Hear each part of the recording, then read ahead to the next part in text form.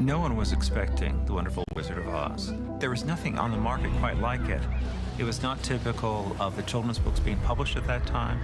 In every other fairy tale, the heroine has to marry the prince.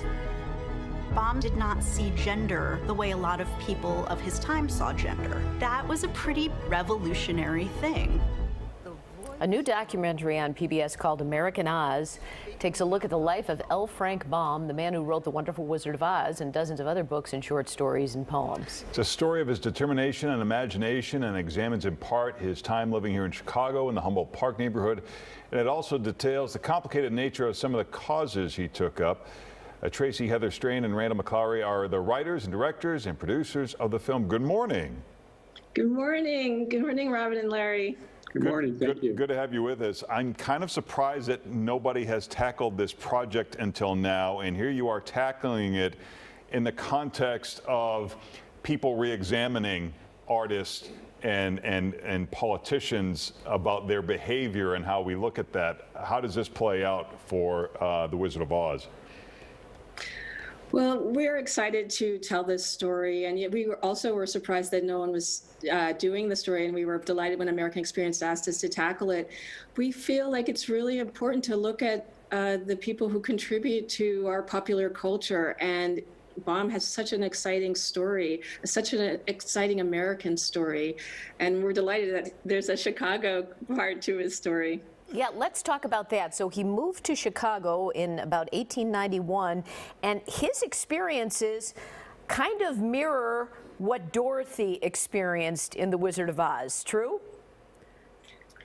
I think in terms of, in many aspects of Baum's life, you could find elements of that in the story. And certainly in Chicago, there are things that you could see during his time there, in particular his involvement, his attendance at the World's Fair, which was in 1893. It was a huge event, not only in Chicago, but across the country and throughout the world. And this was an inspiring place to have been for him, to have seen all the possibilities in terms of technology and different groups of people that were there, and being a part of that. And I think in many ways, the White City, which was sort of the nickname of World's Fair, is seen as potential inspiration for the Emerald City in The Wonderful Wizard of Oz. And he also grew up in the plains of sorts, kind of like his experiences like Dorothy had in Kansas. Yeah, he was a guy that was on a journey to sort of figure out, it seemed to me that there was something in him from a young age that he wanted to accomplish, and he just kept trying things. Some things he quit and he was successful at them, and other things he tried and he wasn't so successful. But he does go out in the Midwest to try to find himself. He thinks that's a place where he can be successful, and he heads out to Dakota Territory. And so he does mirror a kind of journey that Dorothy went on to sort of realize that she had it inside herself, the ability to be successful. Is the Scarecrow, Lion, and Tin Man random, or is there some kind of metaphor there? Is there some kind of message here beyond a journey?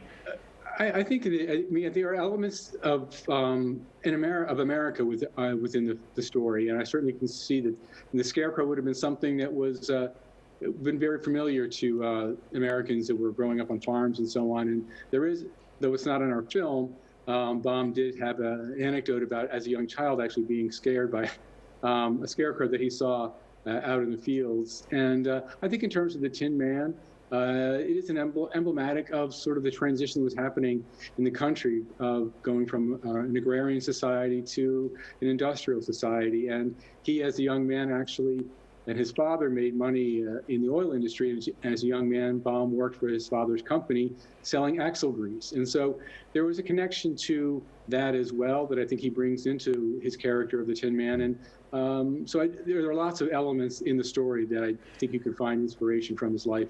We talked about his embracement of the women's movement, which I guess for a man was somewhat unusual at that time. But what about his views on Native Americans? Are you concerned about how that might fit into today's cancel culture, and then they may, have a different view of Wizard of Oz because of it? No, I don't have any concerns about that. I think it's important for us as a society to look at look at our history with eyes wide open, and to share the stories of what people have done and said, and take it in, move on. And people are complex, and that's part of our American story. Well, it's fascinating. American Oz is streaming now. You can find more on these social media pages we're showing you here. Thank you both for joining us. Thank you. Thank you for having us. Have a great day. You too. So much.